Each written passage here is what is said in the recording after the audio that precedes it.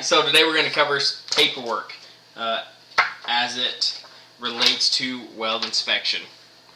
So the first thing that I want to talk about is welding procedures, procedure qualifications, and performance qualifications.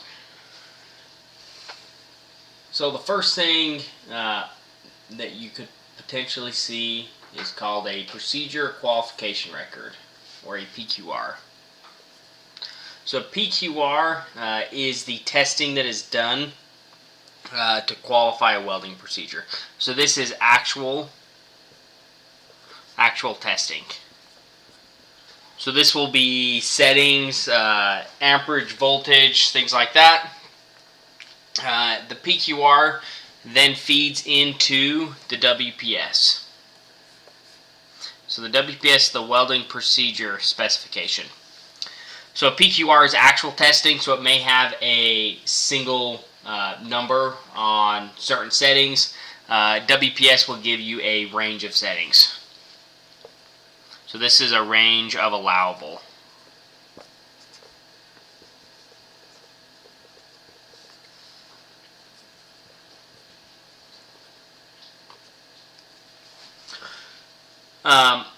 So because the range of allowable settings is based off of a code, a given test will give you a different range depending on what you're qualifying to. So typically you'll review these in pair, and then once the WPS has been approved for use on that project, you'll just look at it and make sure that whatever welding you're doing is within that range. So real quick, a couple of examples of PQRs.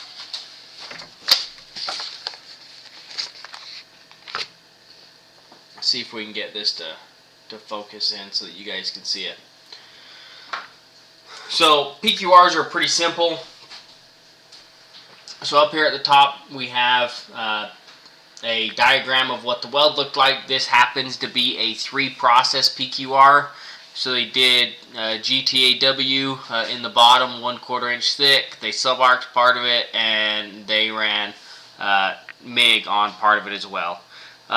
Really the only benefit of doing it this way is that you can get multiple process qualifications out of a single coupon. However, I usually do not do this because it makes the paperwork a little more complicated and isn't typically worth the extra effort. So we've got, things that are required by code: groove angle, root opening, whether or not there's retainers associated with this weld, method of back gouging. Some of this stuff's required, some of it's not. The big ones that you need to keep an eye on are going to be the material. So right here, base materials. So on this one it is SA36. Which is a pretty common structural steel. This is a ASME procedure, so it's a P1. That'll be important later. Filler metal call out down here, ER70S-2 for the TIG portion. So this first process here, this entire portion, is just for the TIG welding. So amperage, voltage, all of that stuff. So the next section that we see, it starts right here down at the bottom. And it's kind of hard to see because it's shaded. That's the pulse MIG portion. And then that continues on the next page. And then subarc for the third process. So the other thing that we have attached here is what testing was done. So this one had hardness test done. We were required to do guided bend test and tensile test. And then behind that, we have the actual test report. I usually like to keep all of this stuff together because it makes it a lot easier when customers ask for this stuff in the future to just keep it all as a single document. So that's a pretty standard PQR, nothing all that special about it. And then all of this information will feed into the welding procedure. So this welding procedure looks a little bit different because it is a updated system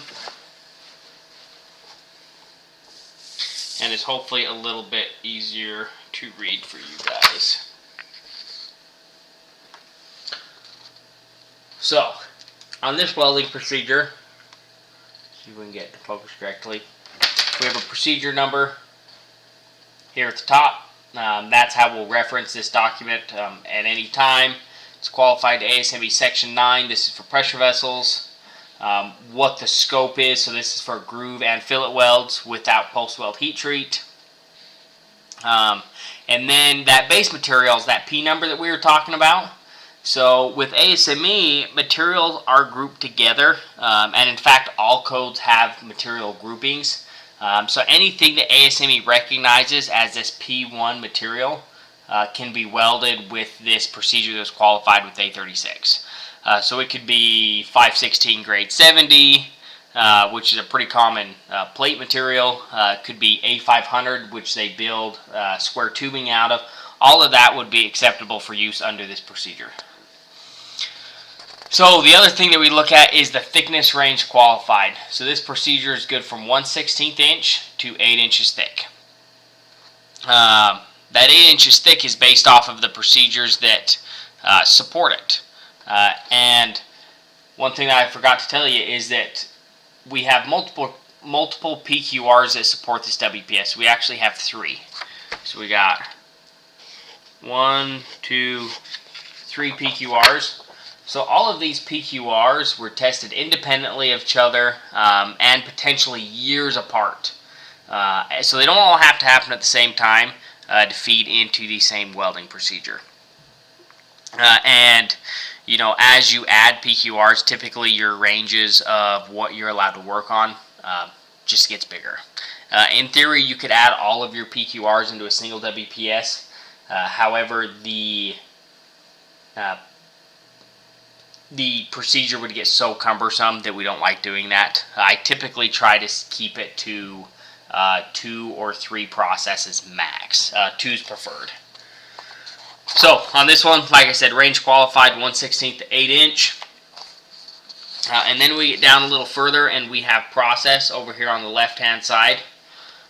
So we have TIG and MIG, the wire classification that we're going to use, and then how thick we're allowed to weld with each. So even though we're allowed to weld on 8 inch thick material, we can only weld up to a 1/2 inch thick worth of weld metal with TIG. So if we've got a thicker material, we can start it with TIG, but we have to switch to that pulse to MIG process after that 1/2 inch thick mark. So as we keep going down, this one's pretty easy because it's divided into 2 separate columns. I did not put subarc on this welding procedure. I just ignored that part because, like I said, it makes it more cumbersome than what it's worth. So on the left hand side, we've got TIG, preheat, inner pass temperature, tungsten size that we're going to use, tungsten type that we're going to use. This is 2% thoriated. The shop that I work at currently is old school. We still use thoriated tungsten. Filler metal size, and so you just kind of look over here on the left hand side, you know, filler metal size. So if we want to use 3 30-second filler metal, we can use it for any layer number in all positions. If we're going to run vertical, we got to run vertical uphill. You know, the polarities, electronegative. So here's all of that stuff associated with 3 30-second. You know, shielding gas, flow rate, all of that stuff. So same thing happens when we get over here to GMAW. We have 2 different wire sizes, 035 and 045. And here's, you know, amperage range, voltage range, travel speed, all of that stuff. So yeah, this type of welding procedure is pretty easy to read and quickly find information. There's a decent chance that you will run into some that are a lot more difficult to track and find information on. But it should all still be there. Just takes a minute to find. Alright, so that's the front page on this one. So the rest of this just is specific to this format. We can have special notes like this one. Tungsten, other than that specified, may be used with engineering or QA/QC approval prior to use.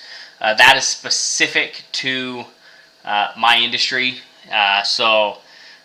We do a lot of nuclear work, so they want to know every single variable. So that's a good one that I have to leave in there for my particular customers.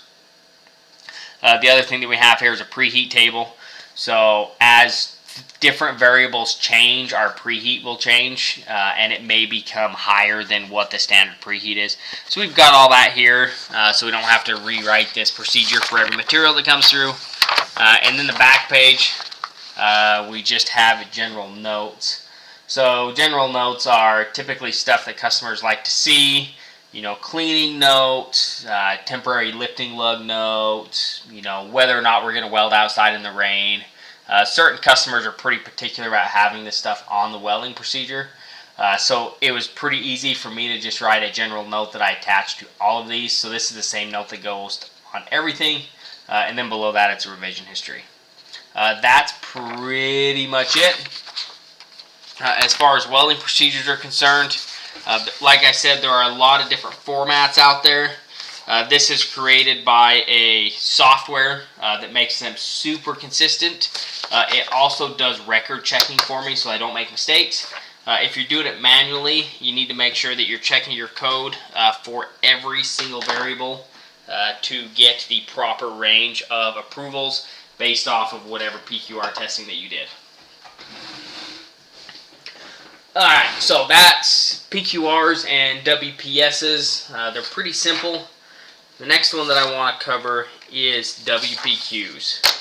So a WPQ is a welder performance qualification. I've seen some people call it a WPQR because it's a qualification record. Now, if you call it a WPQR, people get confused with a regular PQR, so I just call them a WPQ. So WPQ is a record of the testing that a welder themselves did. Once again, these are on a pretty good format that's created by some software that I use because I have, I think, like 800 or 900 of these. So I like to make sure that they're consistent and that they look professional. So typically this would have the welder's name. I remove that and we actually put their picture right here. We have their stamp number, which was how we have traceability. The date that the test was taken, so this was taken on 9th of January 2017. We give it a record number. So this one is basically their number dash the standard test number. This makes it really easy for me to find when I need to go submit them to customers. The welding procedure that they were following when they tested. This is a requirement that they have to be following a already qualified WPS. Qualification code, and then we go down and say, okay, what did they test on? So this was tested on pipe, A53 grade B. You know, it's a P number 1, group 1. It was 2.5 inch Schedule 80 pipe, which just so happens to be 2.875 OD in inches. So the actual values that were tested, so pipe on groove, P1 to P1, you know, the thickness is 0.276. Piping gets kind of weird because your thicknesses are always arbitrary. You don't typically end up with nice round numbers. So this is a TIG qualification, a manual TIG qualification. It was done open root with the ER70S-2 in a 6G position. So what that then gives us is the next range over is what is qualified. So pipe tube thickness. So on a groove for ASME, because of the thickness that he did, he doesn't have a limit. So he can weld any thickness of tubing that gets put in front of him. Now what does get him is this pipe diameter. He is only allowed to weld down to 1 inch. So anything less than 1 inch diameter, he is not allowed to weld. That would have to be a small bore test is what we call that. But this would cover anything 1 inch and up. When it comes to fillet welds, so fillet welds, he can weld whatever diameter that he wants. So you got to make sure that you're looking at the correct column. When you come down a little bit below that, you've got the filler metal he's allowed to use. He qualified with 70S-2.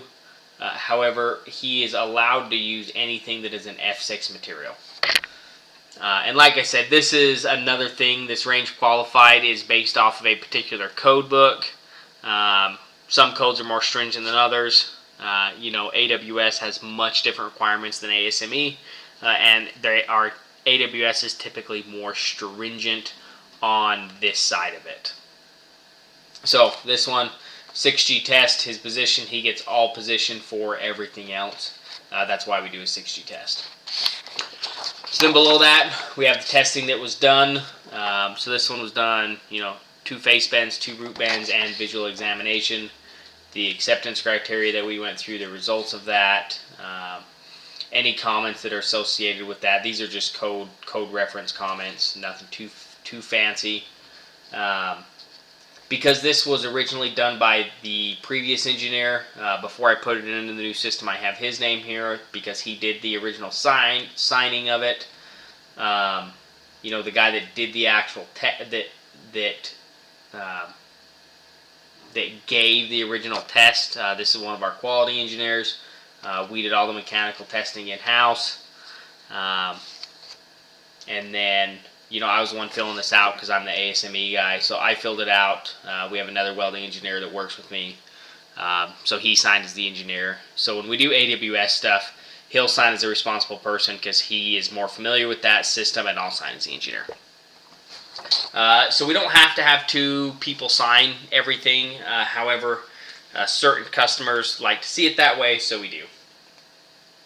So that's all of the welder specific and welding specific paperwork. The other things that I wanted to talk about real quick are weld maps, and then we'll talk about travelers here in just a second.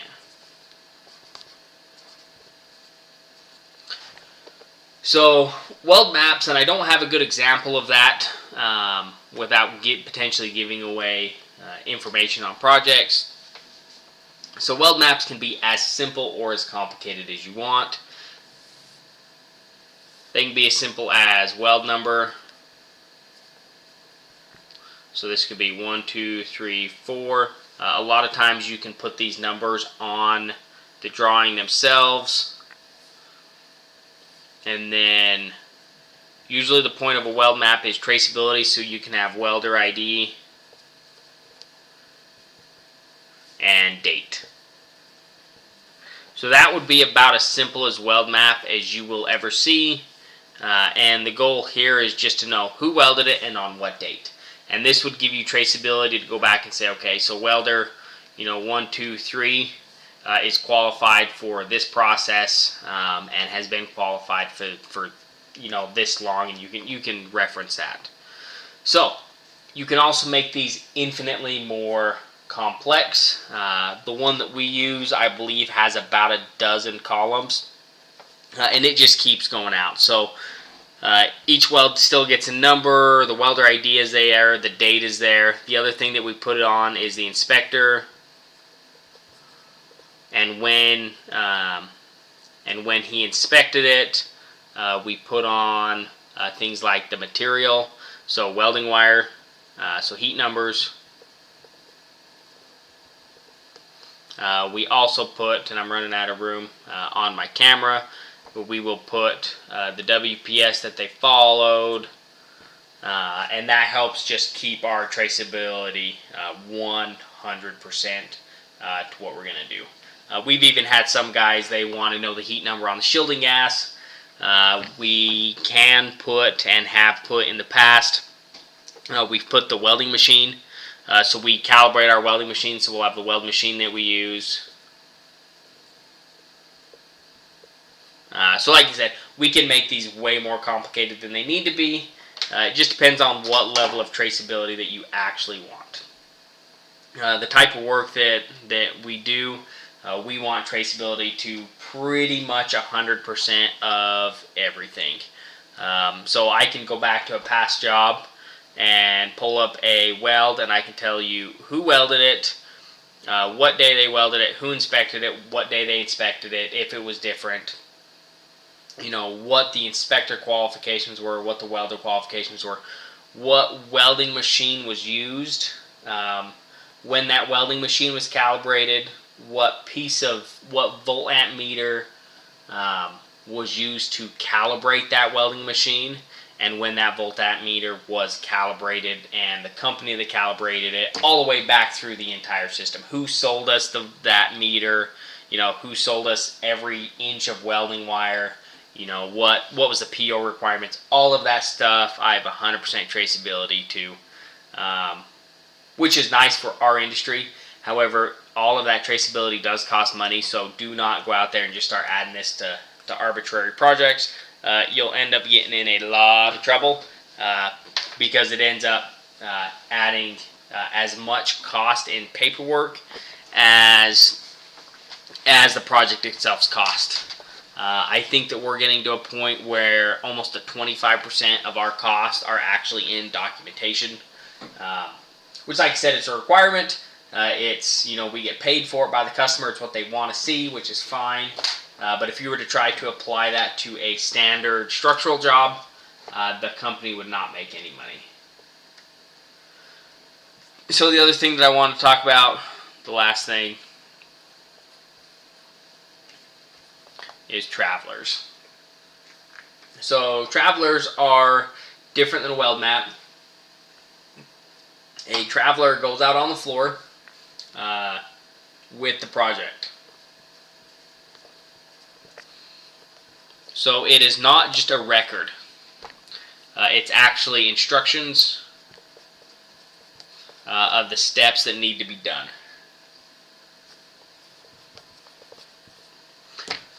And this is not just fabrication steps. It could be any number of things. And can be as detailed or vague as your particular company needs.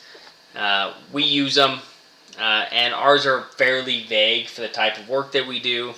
So we'll have a step that says, cut prep material with a sign off for production, weld per drawing, and then this will have WPS numbers that they're allowed to use. And then we'll have inspect per whatever requirement is. And we can have those requirements listed out, and then package.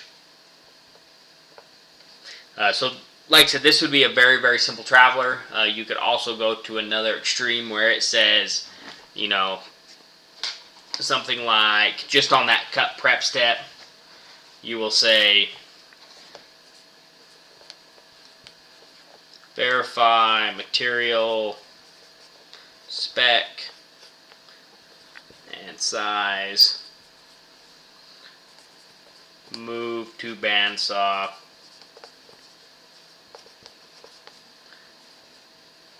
cut per drawing, cut list, and then deburr cut. So just for cutting a few pieces of angle iron, you can end up with 4 different steps, and we could even divide this out into even more if for whatever reason you think you want that much traceability. Travelers are a good way to add midstream inspection points. So if you've got to do a couple of steps and then inspect something before you can move on, this is a good way. You can put hold points. Hold points are very important in travelers because they won't allow production to move on until that hold point is done. So if you got step, 1, 2, 3, 4, 5, 6, and we want step 3 100% complete before step 4 is, we just put a hold on step 3 with typically like a quality sign off. So we get held up at 3 until quality reviews it, signs it off, and then they can go to step 4. Once again, be cautious using hold points. They can add a ton of time to a project because production ends up not being able to move forward, so use sparingly. So that was most of what I had for paperwork as far as this class is concerned. There's a few other things that you may see when you get out to industry. However, we covered most of it. One big thing to remember from an inspection perspective is you'll be responsible for making sure that heat numbers are traceable through a system, and if they're not, then you're going to be in trouble. The other thing to really keep an eye on is that as we kind of go through a lot of this other stuff, a lot of these more advanced industries, they put a increasingly high level of scrutiny on their quality team. So you just need to make sure that you are verifying everything. It sucks to feel like you can't trust that other people are doing their job. However, there's an old saying, trust but verify. It is 100% true, and it'll keep you out of a lot of trouble from an inspector standpoint.